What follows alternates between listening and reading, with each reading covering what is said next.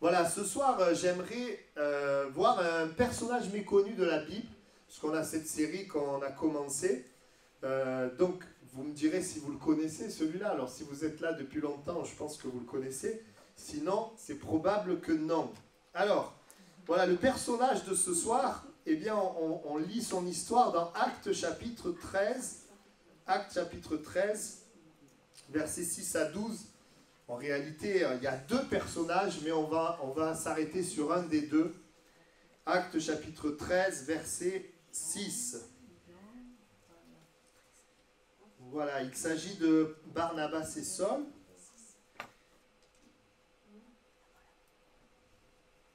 Paul, il est dit ceci: ayant ensuite traversé toute l'île jusqu'à Paphos, ils trouvèrent un certain magicien, faux prophète juif, nommé Bar-Jésus, qui était avec le proconsul Sergius Paulus, homme intelligent. Ce dernier fit appeler Barnabas et Saul et manifesta le désir d'entendre la parole de Dieu. Mais Élymas, le magicien, car c'est ce que signifie son nom, leur faisait opposition, cherchant à détourner de la foi le proconsul. Alors Saul, appelé aussi Paul, rempli du Saint-Esprit, fixa les regards sur lui et dit: homme plein de toute espèce de ruse et de fraude, fils du diable, ennemi de toute justice, ne cesseras-tu point de pervertir les voies droites du Seigneur?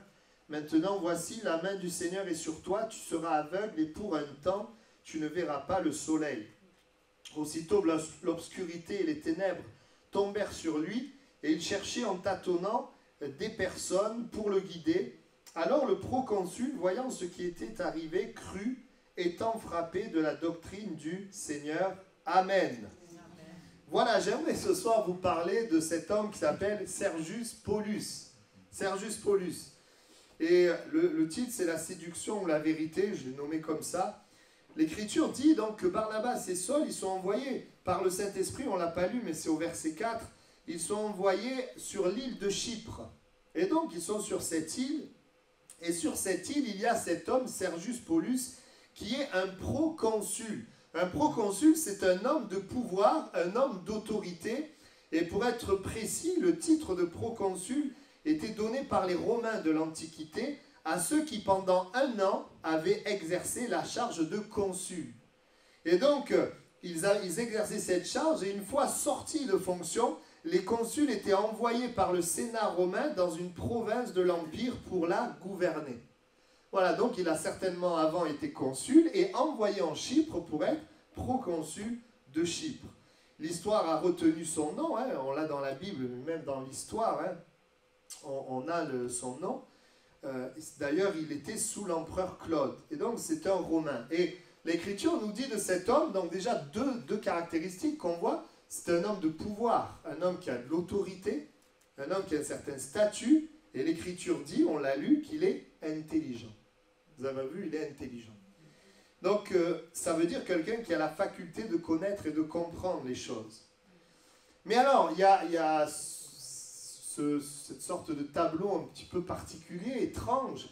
Cet homme qui a du pouvoir et qui est intelligent, il est accompagné d'un faux prophète juif nommé Bar-Jésus. Donc, je m'arrête un peu sur ce Bar-Jésus rapidement. D'abord, il est juif, il n'est pas romain. Et puis, l'Écriture dit que c'est un faux prophète. Un prophète, c'est quoi? Un prophète, c'est quelqu'un qui parle de la part de Dieu. Et donc, un faux prophète, c'est quoi? C'est quelqu'un qui dit parler de la part de Dieu, mais ce n'est pas Dieu qui parle. Donc, cet homme qui est intelligent et qui a le pouvoir, il est avec quelqu'un qui parle de la part de Dieu, mais en réalité, ce n'est pas Dieu qui parle. On pourrait se dire, mais s'il est intelligent, il ne pouvait pas le voir, parce qu'il est peut-être intelligent, mais c'est spirituel. Et ce n'est pas parce qu'on est intelligent qu'on est forcément, je dirais, connecté à la vérité spirituellement. Et donc, et pour cause, pourquoi c'est un faux prophète? Ben, l'Écriture nous le dit, parce qu'il est magicien. La Bible dit c'est un magicien, et la magie, ça vient d'où? L'Écriture nous le dit, la Bible nous le dit. La magie, ça vient des puissances ténébreuses, occultes, les démons en fait. Vous savez que Satan, c'est quelqu'un qui se déguise. Satan ne veut pas juste détruire, il veut se faire passer pour le bien, passer pour Dieu. Et cet homme, c'est vraiment un instrument du diable pour amener les gens dans la séduction. Et Et donc, d'ailleurs, son nom Elimas, ça veut dire sage. Et je crois que cet homme, vous voyez, Elimas, il a un certain pouvoir qui n'est pas humain, mais qui est spirituel. Mais c'est un pouvoir qui vient des ténèbres. Parce que les ténèbres, les démons ont un pouvoir. Et donc, on a cette association. Et j'aimerais dire ceci, un homme qui a une certaine force naturelle, puisqu'il est intelligent, il est proconsul, mais qui a une faiblesse spirituelle parce qu'il est avec quelqu'un qui est dans le mensonge et qui le trompe. C'est un petit peu le tableau qu'on a sous les yeux. Et je pourrais te poser la question, tu peux être fort, tu peux être intelligent, tu peux avoir un statut, mais avec qui t'associes-tu? Vous savez, pourquoi cet homme il est associé à quelqu'un comme ça? Parce que dans le cœur de chaque être humain, bien que tu aies un statut social, bien que tu sois intelligent, tu as besoin de ce qui est spirituel. Et donc forcément, il a un vide dans son cœur, il y a quelque chose qu'il recherche. Et évidemment, il a dû voir aussi certains signes de ce Elimas, et donc être subjugué, trompé. Vous voyez, dans le cœur de chaque être humain, il y a un besoin spirituel. Mais la bonne question, c'est de savoir si je suis dans les ténèbres ou si je suis dans la lumière. Même s'il a autorité, même s'il est intelligent, il manque quelque chose dans son âme. Et qui que tu sois ce soir, peut-être que tu peux avoir un certain pouvoir, autorité, intelligence. J'aimerais te dire que ça n'a rien à voir avec ce qui est spirituel. Nous avons besoin de Dieu. Nous avons besoin de Jésus. Parce qu'il n'y a que Dieu, il n'y a que Jésus qui peut combler ton âme, qui peut combler ton être spirituel. Tu peux être le plus connu dans le monde, tu peux avoir beaucoup d'argent et être très intelligent, mais si tu n'as pas dans ton âme cette paix par rapport à la mort, si tu n'as pas de réponse finalement au sens de ta vie, eh bien tu es malheureux. Tu es malheureux. Alors certains, vous savez, pensent que c'est incompatible, quelqu'un qui est dans la raison et ce qui est spirituel. Ben là, on a un exemple de quelqu'un qui est intelligent, mais qui est quand même avec quelqu'un de spirituel, mais dans les ténèbres. Ça, c'est pas incompatible. Regardez, on est en France. On est quand même dans un des pays les plus rationalistes du monde. Et pourtant, un grand nombre de personnes, ils vont voir les voyants, ils cherchent dans le spirituel. Pourquoi ils font tout ça? Parce que le raisonnement ne peut pas combler la partie spirituelle de leur vie. Non, il n'y a que Dieu qui est capable vraiment de combler notre cœur. Et nous savons que le diable peut tromper. Nous avons par exemple l'exemple de guérisseurs qui agissent par les puissances occultes et qui sont capables d'apporter un bien. Mais vous savez, le diable, quand il apporte un bien, il y a toujours un prix à payer. Et j'ai vu souvent cela lorsque, par exemple, il y a des guérisons par les puissances occultes, eh bien, le problème revient plus tard ou un autre problème se déclare. Ou encore, ce que j'ai pu voir aussi très fréquemment, c'est que quand vous êtes au contact des puissances occultes, vous pensez recevoir du bien, très souvent les gens rentrent dans des craintes, des angoisses et des peurs. Parce que les puissances des ténèbres, eh bien, c'est le mal et ça amène évidemment des conséquences dans notre cœur, dans nos pensées et même sur notre santé. Si vous allez sur Internet et que vous tapez, parce qu'il y a aujourd'hui, dans ce qu'on appelle occulte, ça veut dire caché, il y a ce qu'on appelle les arts occultes et les sciences occultes. Vous voyez, on met même science avec occulte, vous voyez, pour montrer que pour eux, il y a pas, voilà, il y a une combinaison entre ce qui paraît scientifique et spirituel. Eh bien, il y a toute une liste que je ne l'ai pas écrite, mais toute une liste de pratiques occultes qui existent, beaucoup de choses. Et les personnes qui vont dans ces choses, alors certains sont conscients que c'est mauvais, et d'autres ne sont pas conscients, évidemment. Seulement, lorsque nous sommes au contact de ces choses-là, il y a des conséquences qui sont néfastes pour nous, pour notre cœur. Et c'est justement, comment savoir si ce qui est spirituel est bon ou mauvais? Ben c'est simple, il suffit de voir le fruit que ça produit. Qu'est-ce que ça produit dans mon cœur, dans ma vie? Est-ce que ça produit la peur? Est-ce que ça produit la paix? Est-ce que ça me donne l'assurance? Est-ce qu'au contraire, ça m'amène dans l'angoisse, la crainte? Voilà, il y a le fruit qui nous parle aussi de l'origine. Nous savons que le prince de la vie, c'est Jésus. Voilà, mais celui qui est à l'origine de la haine, des ténèbres, du mensonge, le père du mensonge, c'est le diable. Et voyez, alors on revient sur ce Sergius Paulus. La Bible dit que donc il est dans une mauvaise association. Il est associé à cet homme qui est là, mais il y a quelque chose de positif chez lui. c'est au le verset 7, il est dit, ce dernier fit appeler Barnabas et Saul et manifesta le désir d'entendre la parole de Dieu. Amen. Ça veut dire quoi? Ça veut dire que même si à cette association, il y a quelque chose qui manque. Parce qu'il a le désir d'entendre, il y a quelque chose qui l'attire. Et je crois que dans ce texte, Dieu nous montre aussi que l'Esprit de Dieu, il veut nous attirer vers Dieu. Il veut nous montrer, vous savez, les gens, ils vont vers Dieu, il y a deux choses. La première, c'est quand ils réalisent que dans leur voie, ils souffrent. Quand tu es dans quelque chose que tu crois et que tu souffres, à un moment donné, si tu es intelligent, ben, tu arrêtes d'aller dans cette voie. Tu cherches une autre voie. Ça, c'est la première chose. Et la deuxième, c'est que l'Esprit de Dieu nous conduit et conduit ceux qui ont l'amour de la vérité. C'est pour ça qu'on a des gens qui viennent de toutes sortes d'horizons, mais qui finissent par trouver Jésus. Ou c'est Jésus qui finit par les trouver. Pourquoi? Parce qu'il y a ce désir, justement, de trouver la vie, la vérité. Et lui, il est dit qu'il a le désir d'entendre la parole de Dieu. Et voyez, le désir, ce n'est pas juste quelque chose d'intérieur qu'on ne voit pas. La Bible dit, parce qu'il a le désir, il va faire une action. Vous savez ce qu'il va faire? Ben, c'est écrit, il va les faire appeler. Il les fait appeler. C'est-à-dire qu'il permet, il agit pour que Saul et Barnabas puissent lui apporter la parole de Dieu. Ça, c'est important. Peut-être que ce soir, quelqu'un a beaucoup de choses dans ce monde, mais au niveau spirituel, n'est pas satisfait. Eh bien, tu as raison d'être là ce soir. Il n'y a pas de hasard. Tu es au contact de la parole de Dieu, cette parole qui peut te donner la vie. Et voyez, il y a quelque chose d'intéressant, c'est que cet homme, finalement, il est dans l'erreur. Oui ou non? Mais si vous avez suivi l'histoire, ça finit bien. Parce que même dans l'erreur, eh bien, s'il y a une soif dans notre cœur, on peut trouver la vérité. Et si tu es dans l'erreur, mais que tu as le désir d'entendre la parole de Dieu, tu peux trouver la vérité. Et Dieu peut te faire sortir de l'erreur. Qui peut dire ici, moi, j'ai jamais été dans l'erreur? Ah ben alors, pas moi en tout cas. Mais merci Seigneur, parce qu'il est la vérité. Et il est celui qui nous éclaire. Et vous savez, quand vous avez la vérité, l'éclairage, parce que des fois les gens disent, mais où est la vérité? C'est facile. La vérité, quand elle vient, elle produit la vie. Vous voyez, on ne peut pas se tromper. On sait qu'il y a la vie. Quand ce n'est pas la vérité, il n'y a pas la vie. Il y a une sorte de mort. Il y a peut-être une apparence de vie, mais il n'y a pas la vie. Quand c'est la vérité, ça produit la vie, parce que Jésus est la vie. Et nous voyons donc, je reviens à cet homme, que cet homme, il avait une faim et une soif. Et vous voyez, il y a autour de nous, mes bien-aimés, des gens qui ont faim et qui ont soif de quelque chose de spirituel, mais qui ne vont pas au bon endroit. Qui sont parfois associés à toutes sortes de pratiques. Pourquoi les gens ils vont voir des voyants? Parce qu'ils veulent connaître leur avenir, parce qu'ils veulent résoudre leurs problèmes. Vous avez sûrement reçu dans les boîtes aux lettres ces petites annonces de ceux qui peuvent vous faire tomber amoureux, permettre de réussir dans le travail, etc., etc. Évidemment, les gens ont des besoins. Bon, donc certains vont là-dedans, ils ne savent pas que c'est des puissances occultes. Mais Jésus, la Bible dit, est venu afin de nous donner la vie, et la vie en abondance. Amen.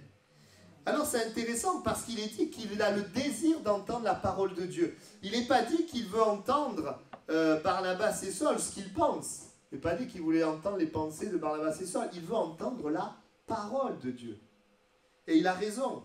Autrement dit, entendre ce que Dieu dit, pas ce que les hommes disent sur Dieu. Il aurait pu être écrit qu'il avait le désir d'entendre ce que Barnabas et Saul pensaient. Mais non, il a le désir d'entendre la parole de Dieu parce que Dieu a laissé une parole. Sa parole. Et c'est la parole de Dieu qui nous libère, qui nous affranchit, qui nous donne la vie. Ce qui te permet de trouver la vérité, ce n'est pas ce que David pense, que Jean pense, que Renata pense, que l'un ou l'autre pense, mais ce qui va te donner la vie, c'est la parole de Dieu. Amen. C'est pour ça qu'à chaque fois qu'on se retrouve autour de la parole de Dieu. Et on est émerveillé de voir que Dieu confirme sa parole. Si on racontait notre vie, il ne se passerait rien parce que Dieu ne confirme pas notre vie. Mais il confirme sa parole. Et si tu crois dans cette parole, eh bien Dieu la confirmera dans ta vie. Amen. Alors on avance un petit peu sur ce texte. C'est la parole de Dieu. Ça me fait penser à ces hommes de Bérée. Il est parlé de ces Juifs qui avaient des sentiments plus nobles que ceux de Thessalonique. Ils reçurent la parole avec beaucoup d'empressement et ils examinaient chaque jour les Écritures pour voir si ce qu'on leur disait était exact. Ah, il faut quand même que vous examinez ce que je dis pour voir si c'est exact, la parole de Dieu. C'était des hommes attachés à ce que Dieu dit. Ça, c'était important. Alors après, on a, c'est sûr, besoin de l'Esprit de Dieu. Il peut y avoir des interprétations différentes, etc. Mais il y a des choses qui sont très carrées, qui sont, voilà, blanc-noir. Puis il y a des choses où on a besoin aussi de l'éclairage de Dieu. Mais on voit que c'est la parole de Dieu qui est important. Et qu'est-ce que ça veut dire? Quand il est dit que cet homme, il a voulu entendre la parole de Dieu, pensez qu'ils ont fait quoi? Barnabas et Saul. Eh bien, ils lui ont parlé de la parole de Dieu. Alors, il n'y a pas un verset qui dit Barnabas et Saul leur a parlé, mais on va voir, on va comprendre que c'est le cas. Puisqu'au verset 7, il est dit, ce dernier fit appeler Barnabas et Saul et manifesta le désir d'entendre la parole de Dieu. Verset 8, mais Élymas le magicien, car c'est ce que signifie son nom, leur faisait opposition.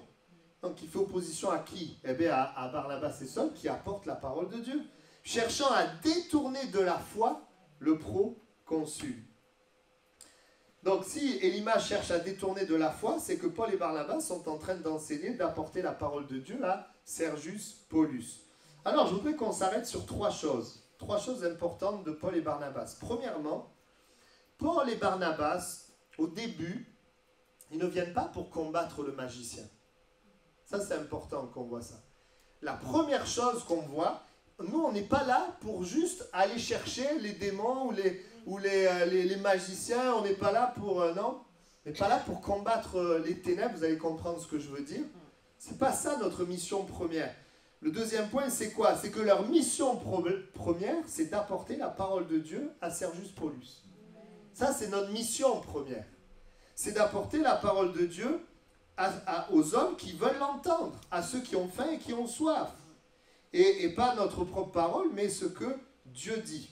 Donc, ce qui préoccupait Barnabas et Saul, c'était cet homme qui cherchait la vérité et qui avait le désir d'entendre la parole. Maintenant, écoutez bien, troisième point. Donc, on a compris, ils ne viennent pas pour combattre Élymas. Pourtant, vous avez lu qu'il va y avoir une confrontation. Donc, écoutez bien. Ils ne viennent pas pour combattre les ténèbres. Ils viennent pour apporter la parole. Mais quand on apporte la parole et que les ténèbres viennent s'opposer, à ce moment-là, nous combattons les ténèbres.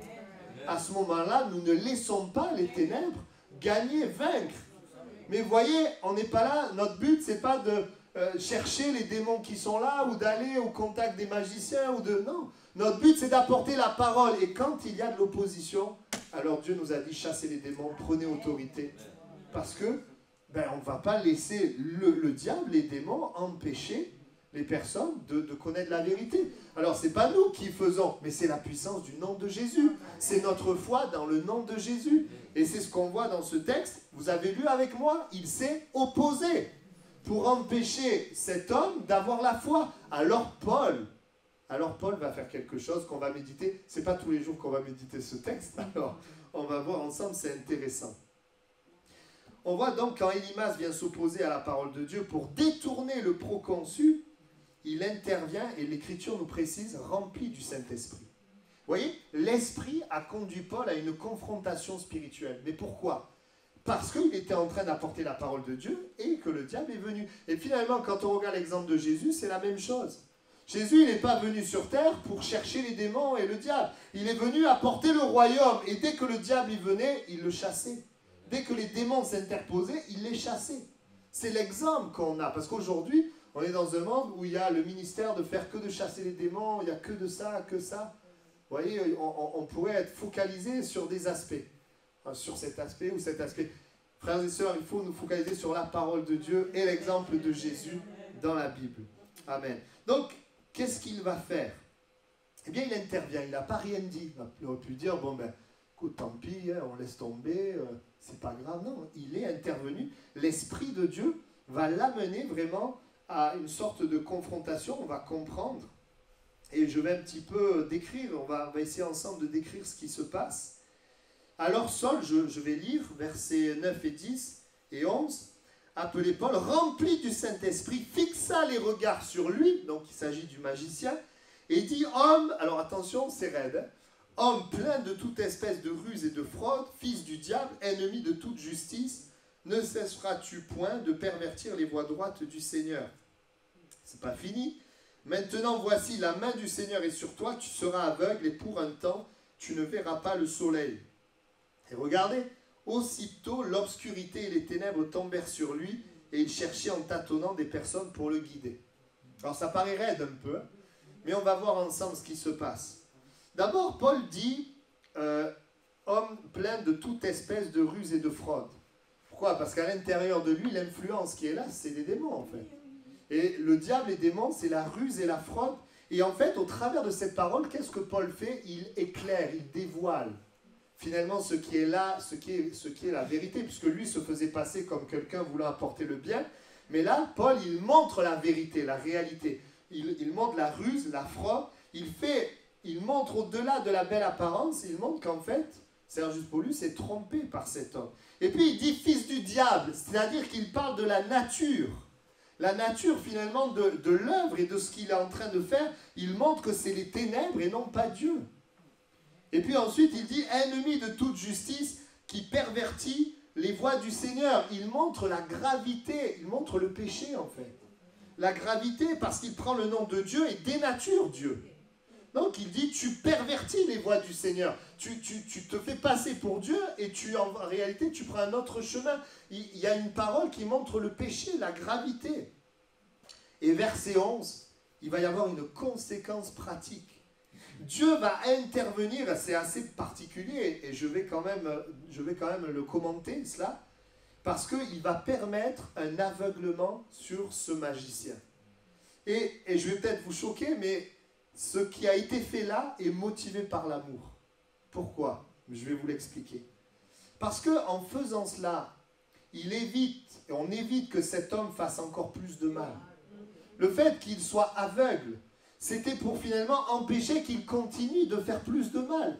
Parce qu'en faisant, écoutez bien, en faisant plus de mal, il rend sa condamnation plus sévère aussi. Non, quand Dieu intervient, même si ça paraît, on se dit, oh, pourquoi Dieu fait ça? En réalité, c'est un acte d'amour.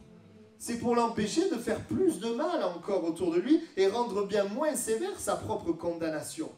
Et évidemment, on va en parler, mais ça va être pour l'amener à la repentance. Pour permettre à cet homme de justement rentrer en lui-même et réaliser qu'en réalité, il se trompe de côté. Est-ce qu'il le sait, est-ce qu'il ne le sait pas? J'en sais rien, mais il y a une chose qui est sûre, c'est qu'au travers de Paul, c'est une grâce qu'il lui a offerte pour voir où est la vérité. Et c'est intéressant parce que on voit que c'est aussi, le but de Dieu n'est pas qu'il reste aveugle, c'est Dieu qui a créé les yeux, Dieu veut qu'on voit. Mais la Bible dit quoi? Tu seras aveugle, vous avez remarqué? Pour un temps, c'est écrit. Parce que Dieu ne veut pas qu'il reste aveugle, ce n'est pas son but. Mais Dieu permet qu'il soit aveugle pour un temps. Quel temps? Le temps où il se repente. Le temps où il réalise qu'il est en train de faire du mal. Et vous voyez, au travers de tout ça, on voit que même cet acte qui paraît quand même, qui est sévère, hein, c'est parce qu'aussi l'acte de cet homme est grave. C'est grave, il pervertit les voies du Seigneur et donc Dieu ne veut pas, bien sûr qu'à long terme il soit aveugle, mais qu'il voit, mais avant de voir physiquement, il veut qu'il voit spirituellement. Qu'il puisse justement rentrer en lui-même et revenir. On a des textes de l'Écriture comme ça, où parfois des personnes sont allées loin dans le péché, et Dieu est obligé d'utiliser des moyens qui sont assez forts parce qu'ils se sont endurcis. Vous voyez, je ne rentre pas trop dans les détails, mais si ça vous intéresse, vous pouvez venir me voir en aparté, on pourra en parler. Mais on voit que oui, il va y avoir cet acte de Dieu, afin quelque part de, je dirais, non seulement de permettre le salut de ce magicien, mais aussi de montrer à Sergius Paulus où est la vérité. Et ça, c'était important, afin de voir clair spirituellement. Et on voit bien sûr, l'action de Dieu va arrêter Élimas, le magicien. Le temps, moi je crois que Dieu a permis qu'il soit aveugle, le temps qu'il se repente, qu'il demande pardon, et qu'il puisse le relever, le restaurer. Après, on ne sait pas ce qu'il a fait. Mais la Bible dit que la volonté de Dieu, c'est que tous parviennent à la connaissance de la vérité. Que la bonté de Dieu, elle nous amène à la repentance. Et parfois, il y a dans des vies des choses qui se passent. La volonté de Dieu, c'est de revenir à lui, de nous détourner du péché. Et là, donc, et je vais terminer le message, c'est l'occasion aussi pour Sergius Paulus de voir où est la vérité.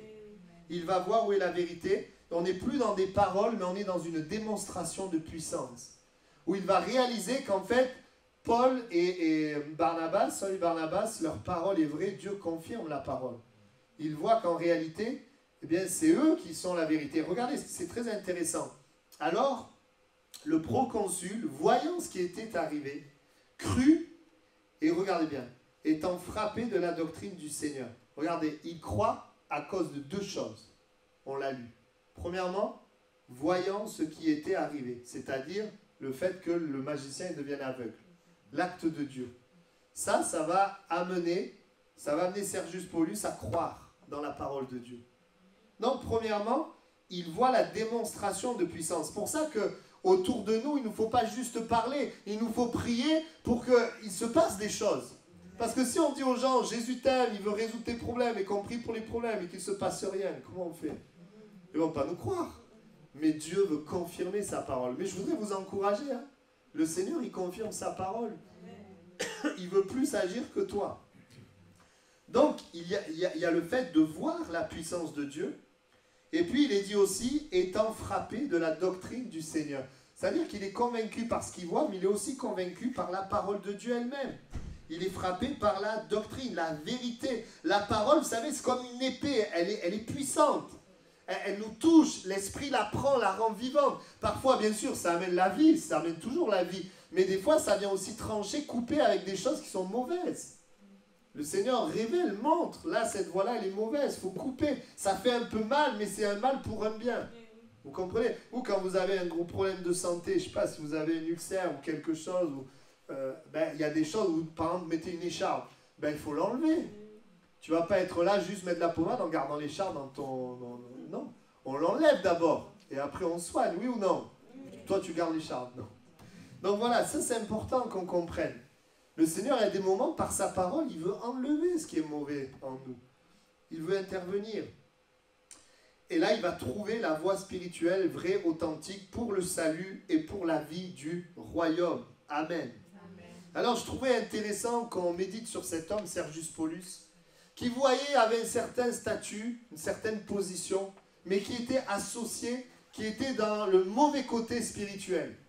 Et qui, en entendant la parole de Dieu, a trouvé la voie. Vous voyez, et je crois aujourd'hui, plus que jamais, frères et sœurs, il y a aussi des faux prophètes.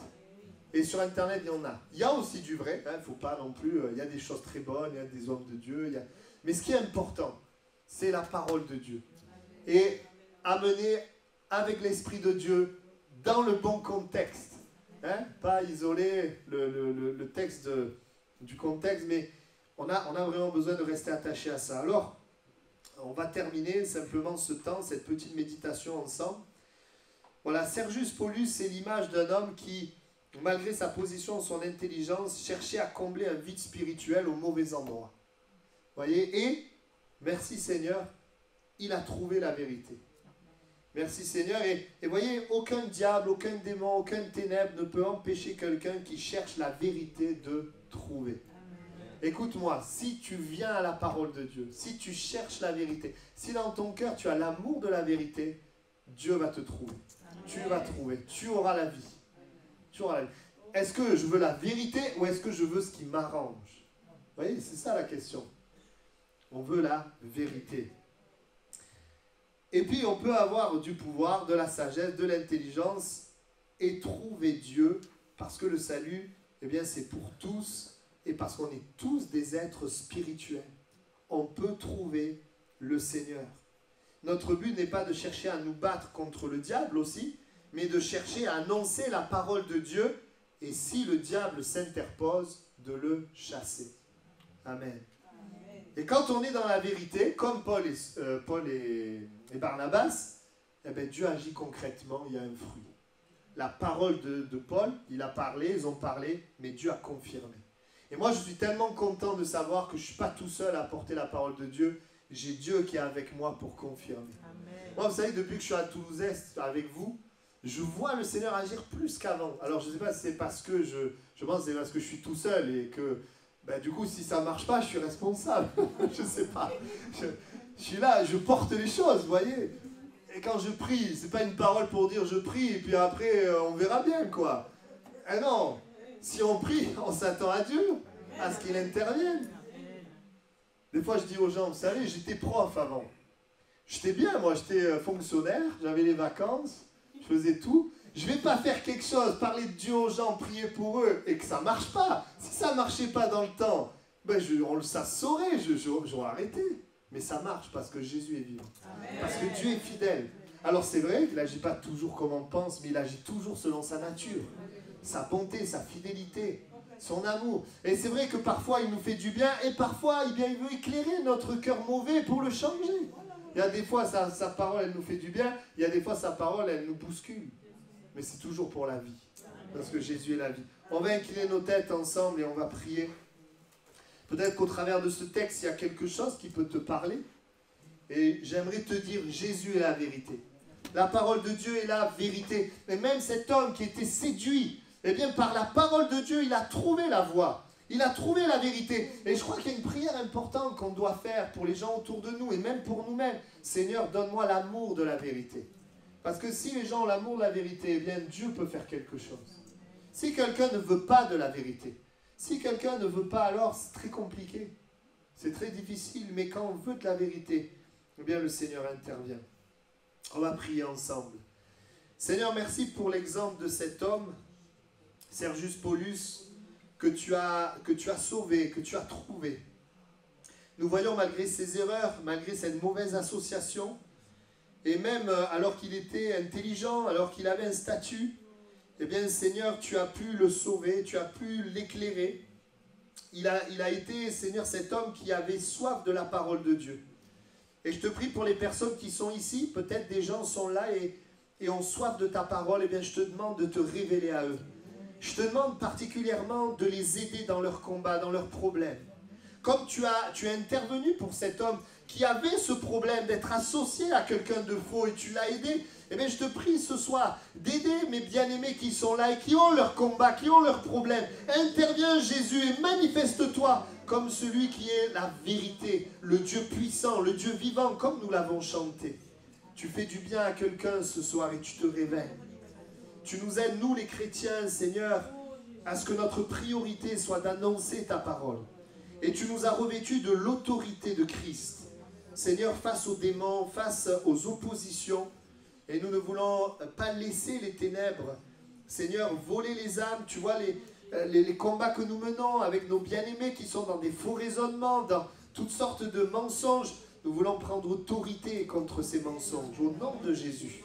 Que ces mensonges disparaissent et que la parole de Dieu, qui est un marteau, vienne briser le roc, vienne consumer les ténèbres, le péché. Seigneur, nous proclamons ta vie, nous proclamons la puissance de la parole de Dieu. Je te prie de confirmer ta parole pour nous les croyants qui témoignons autour de nous, qui avons parlé, qui prions pour les besoins. Confirme ta parole, Seigneur. Guéris les malades, délivre ceux qui sont liés, pourvois ceux qui manquent, Seigneur, et sauve ceux qui sont perdus. Nous prions dans ton nom et nous croyons que tu nous aides. Amen.